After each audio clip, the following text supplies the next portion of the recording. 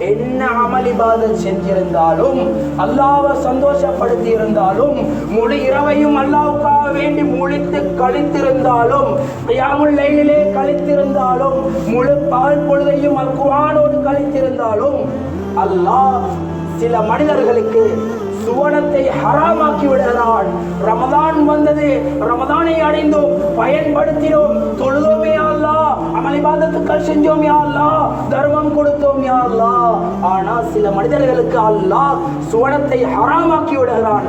அல்லாஹ் பாதுகாக்க வேண்டும். தாய்மார்களே, சகோதரர்களே, அவ்வாறு அல்லாஹ் யாருக்கு தெரியுமா சுவனத்தை ஹராமாக்கி விடுகிறான்?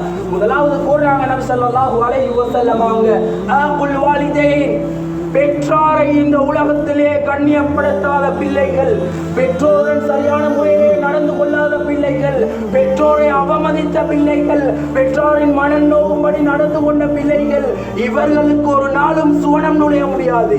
ரமதானை சரியாக கழித்திருந்தாலும் இவர்களுக்கு சுவனம் நுழைய முடியாது. சுவனத்தின் வாடையை கூட இவர்கள் நுகர மாட்டார்கள். இன்னைக்கு நாங்க பார்க்கிறோமா இல்லையா? எங்களுக்கு கேள்விப்படக்கூடிய சம்பவங்கள் என்ன? முதியோர் இல்லம். எப்படியான முதியோர் இல்லம் தெரியுமா? முஸ்லிம்கள் முதியோர் இல்லம் என்பதாக அரசாங்கத்திலே பதிவு செய்திருக்கிறார்கள். கண்ணியத்துக்குரிய தாய்மார்களே, சகோதரிகளே, என்னையும் உங்களையும் எங்களுடைய பெற்றோர்கள் பார்த்து கொண்டது. அவர்களுடைய வயதான காலத்தை அடைந்ததற்கு பின்னால் அந்த தாயையும் தந்தையையும் எடுத்துக்கொண்டு சென்று யார் என்றே தெரியாத மனிதர்களுடைய கையிலே ஒப்படைத்து மாதம் சம்பளம் அனுப்புவதற்காக அல்ல, அந்த தாயும் தந்தையும் எங்களுக்காக வேண்டிப்பட்ட கஷ்டங்களும் சிரமங்களும், எந்த தாயும் தான் பட்ட கஷ்டத்தை தன்னுடைய பிள்ளையிடத்திலே கூற மாட்டாள். அந்த தாய் பட்ட கஷ்டம் அந்த பிள்ளை நாளை சமூகத்திலே ஒரு உயர்ந்த இடத்திலே இருக்க வேண்டும். என்னுடைய பிள்ளையை எல்லோரும் மதிக்க வேண்டும்.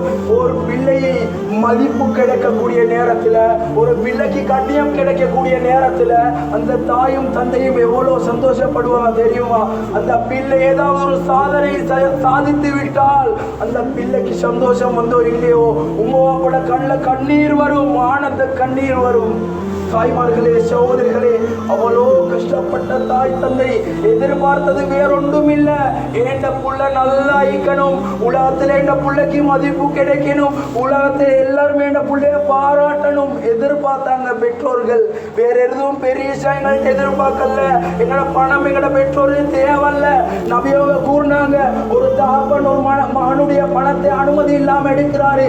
அந்த நேரத்தில் நபியவங்கள்ட்ட வந்து அந்த மகன் கம்ப்ளைண்ட் பண்றாங்க, யார சொல்லா என்ன வாப்பா என்ன ரூம்ல வச்சக்கூடிய பணத்தை எல்லாம் எடுக்கிறாங்க, யார சொல்லாண்டு. அந்த நேரத்துல நபி அவங்க வாப்பா கூப்பிடுறாங்க. வாப்பா தலையை குடித்து கொண்டு அழுதவர்களாக நபி அவங்க இடத்துல வாராங்க.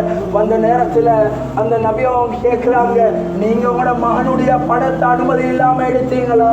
அந்த தந்தை கண்ணீர் வடித்தவர்களாக அழுதவர்களாக நபி அவங்களை முன்னால உள்ளத்தால சொல்லி போறாங்க, மகனே உன்னை நான் கஷ்டப்பட்டு வளர்த்தேன் மகனே, கடைசியா என்ன நீ நபியவங்களுக்கு முன்னால ஒரு கல்வனாக நிறுத்தியே மகனே என்று அந்த தந்தை ஏங்குகிறார். இந்த நேரத்தில் அல்லாஹ் நபி அவங்களுக்கு அறிவிச்சு கொடுக்கிறான். என்ன தெரியுமா?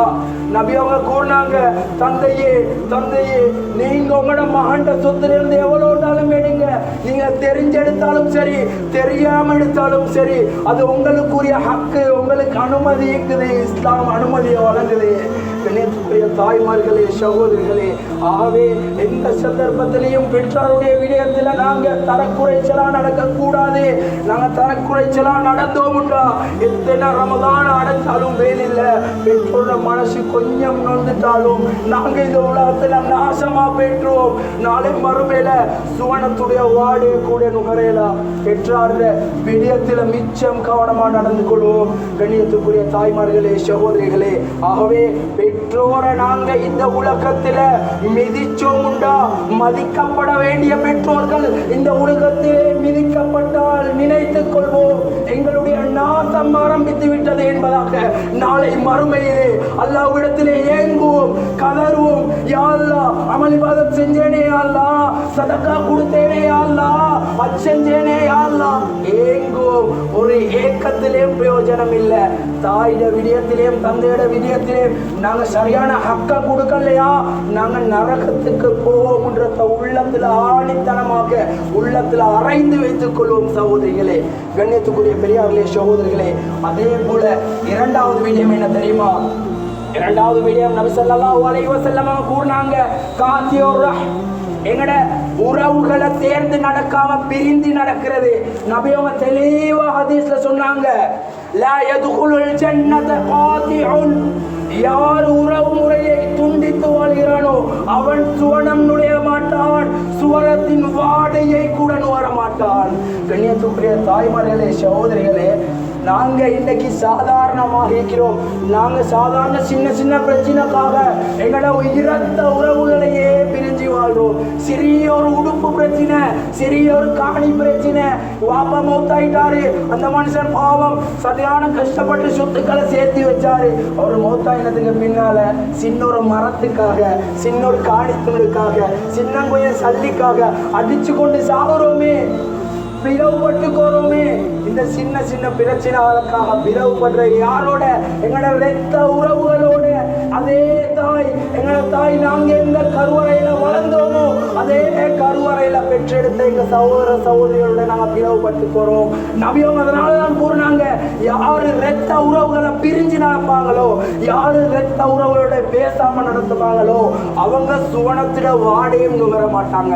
நாங்க வெறுமனே ரமதான நாங்க பெஸ்டா கழிச்சிட்டோம், நாங்க வாழ் ஃபுல்லா குர்ஆன் ஓதினோம், இரவு ஃபுல்லா அல்லாஹ்வோட வணக்கங்கள்ல நாங்க ஈடுபட்டோம். என்ன செஞ்சாலும் வேலல்ல.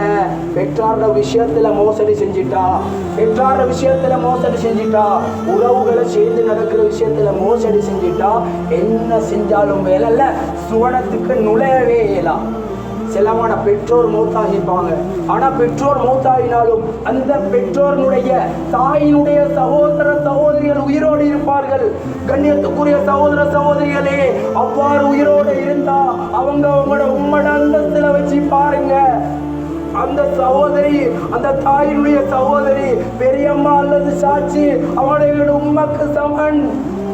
அவங்க இருக்கிறாங்களா உயிரோடு, ஓடி போய்த்து கட்டி அணைங்க, உம்மட அந்த சாம்பலை கொடுங்க, அவங்கள கட்டி அணைச்சி முத்தம் கொடுங்க. அவங்க என்னோட உம்மாக்கு சம்பளான அவங்க.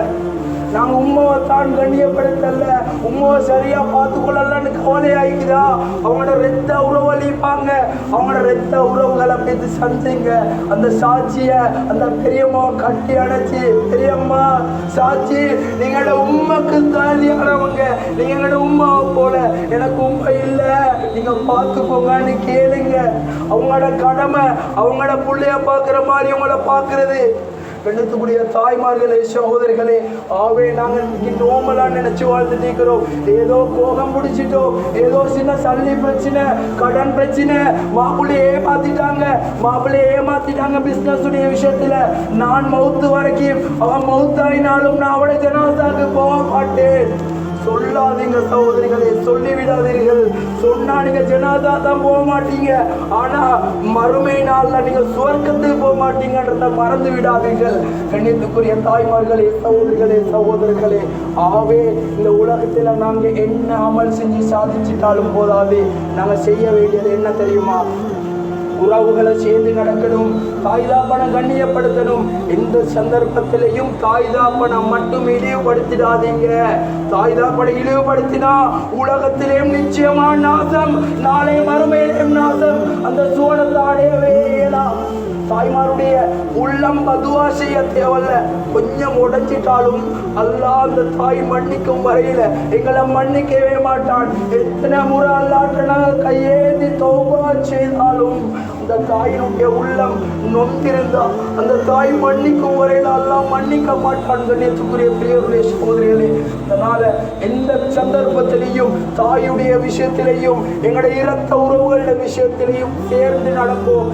சேர்ந்து நடக்கக்கூடிய காலம் எல்லாம் அல்லாஹ் எப்படி இந்த உலகத்துல நம்ம சேர்ந்து இருக்கிறோமோ